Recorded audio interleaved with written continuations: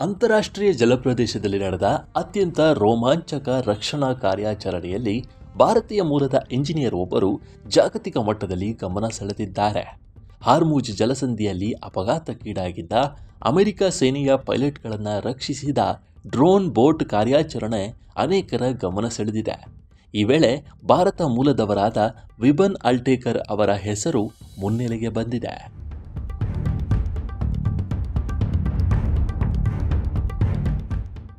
America ವಾಯುಸೇನೆಯ Apache helicopter ಸಮುದ್ರಕ್ಕೆ ಬಿದ್ದಾಗ ಅದರ ಪೈಲಟ್ ಮತ್ತು ಕೋ ಪೈಲಟ್ ಅವರನ್ನು ರಕ್ಷಿಸಲು ಬಳಸಲಾದ ಕಾರ್ಸೈರ್ ಎನ್ನುವ ಡ್ರೋನ್ ಬೋಟ್ ಅನ್ನು ತಯಾರಿಸಿದ್ದು ಸರೋನಿಕ್ ಟೆಕ್ನಾಲಜೀಸ್ ಎಂಬ ಸಂಸ್ಥೆ. ಇದರ ಸಹ ಸಂಸ್ಥಾಪಕರಲ್ಲಿ ವಿಭವ್ ಅಲೆಕ್ಟರ್ ಒಬ್ಬರಾಗಿದ್ದಾರೆ.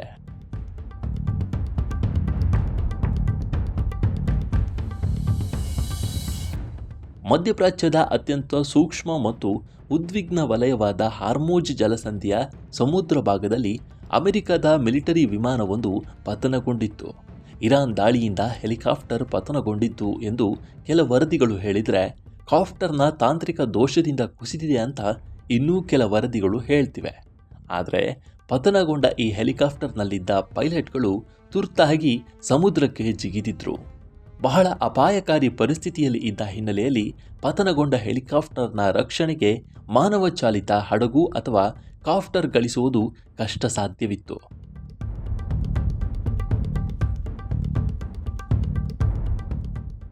ಹೀಗಾಗಿ ಅಮೆರಿಕದ ನೌಕಾಪಡೆಯಲ್ಲಿದ್ದ ಎಐ ಆಧಾರಿತ ಸ್ವಯಂಚಾಲಿತ ಡ್ರೋನ್ ಬೋಟ್ ಅನ್ನು ಅಖಾಡಕ್ಕೆ ಇಳಿಸಲಾಯಿತು.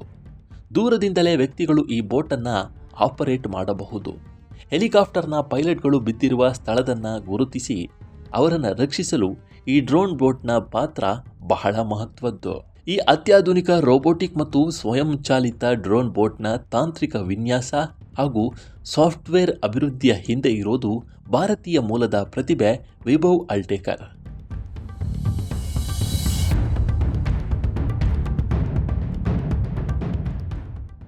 ವಿಭವ್ ಅವರು ಭಾರತದಲ್ಲಿ ತಮ್ಮ ಆರಂಭಿಕ ಎಂಜಿನಿಯರಿಂಗ್ ಶಿಕ್ಷಣ ಮುಗಿಸಿ ನಂತರ ಅಮೆರಿಕದಲ್ಲಿ ರೋಬೋಟಿಕ್ಸ್ ಮತ್ತು ಮೆಕ್ಯಾನಿಕಲ್ ಇಂಜಿನಿಯರಿಂಗ್ನಲ್ಲಿ ಉನ್ನತ ಶಿಕ್ಷಣ ಪಡೆದರು.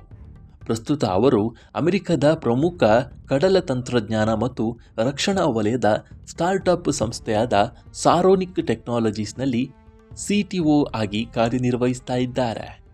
ಈ ಕಂಪನಿಯ 4 ಸಂಸ್ಥಾಪಕರಲ್ಲಿ ಇವರು ಕೂಡ ಒಬ್ಬರು.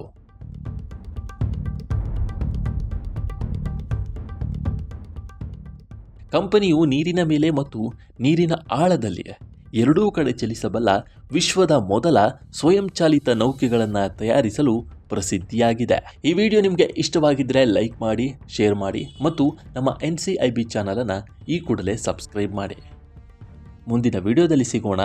ನಮಸ್ಕಾರ.